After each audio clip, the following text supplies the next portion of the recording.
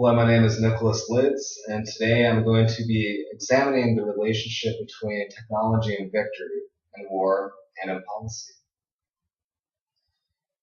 So, one would first assume that a state with the greatest, most advanced technology would have the advantage over everyone else within the nation, within the world. This is not This is the case in some situations. In some situations, it isn't. It's completely dependent on both the geopolitical climate of the adversary you're fighting, the timing, as well as the politics happening both on our end and theirs, and the status of the stability of both nations. So for one example, you could think of the invasion of Iraq back in 2003. With the use of technology, advanced weapons and warfighting technology, we were able to overthrow the Saddam regime rather quickly, very effectively, with not so much, not not many losses in terms of soldiers' life and money. But this was for a variety of reasons. For one, the political climate in Iraq was unstable at the time. The leadership was toxic, and the will of the people to fight was not there. And this led to an easy defeat. Yes, technology had a tremendous impact on ensuring this, but it wasn't technology alone that made this possible.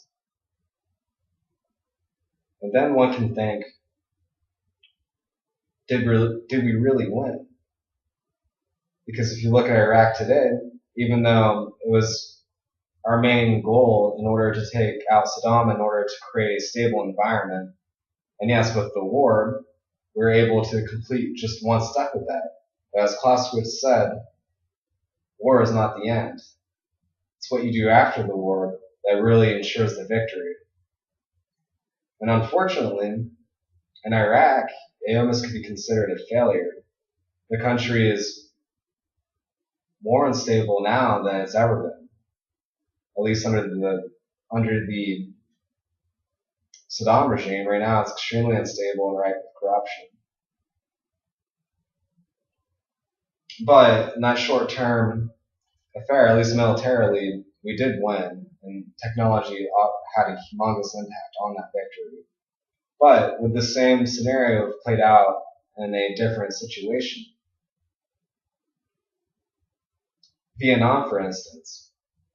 While we were fighting them, technologically, we were superior in every way. But where we're lacking was on our front, politically, it was an unpopular war. There was not much support. There wasn't a high morale to fight the war on our end. It was the opposite for the Viet Cong. They had a will to fight, and politically they were motivated. This is the difference between Vietnam and Iraq. The soldiers of Iraq didn't have that desire to fight the Viet Cong had. So they were willing to take greater losses. Yes, they had many casualties, but they still won the war because they had this desire to fight, and politically they were superior, to be quite honest. We did not have the desire to fight. We did not have clear goals. They had clear goals. We didn't. And it doesn't matter if we had the most advanced technology, we didn't have strategy or politics or support backing it. And therefore, it led to us losing that war. Militarily, we won, but politically, we lost. Again, war is an extension of policy, And in that regard, we were defeated. Then you can look at it in terms of even non-state actors such as terrorist groups. Look at Al-Qaeda in Iraq. We destroyed them militarily, and for a short period of time, they were completely disabled. They could not wage warfare against us. They could not effectively destabilize the region in Iraq. But as soon as we left, they were not defeated completely, because as soon as we left, over time, they regrouped and revitalized their systems for fighting war and eventually created ISIS. They took advantage of politically unstable environments to gain power. Obviously, they are less technologically advanced than we are, but they were still able to come back and regain the land they lost, even more so than what they did in their previous form of Al-Qaeda in Iraq. They turned into ISIS. So technology does have a tremendous impact in victory and war, but it is not the end-all be-all. It is only a means.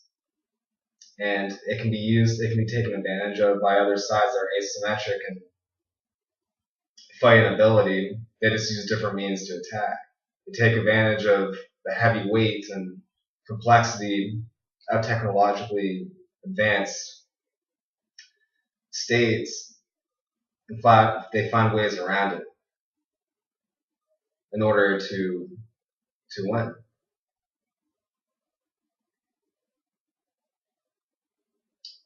Thank you. That concludes my brief. I hope you have a nice day.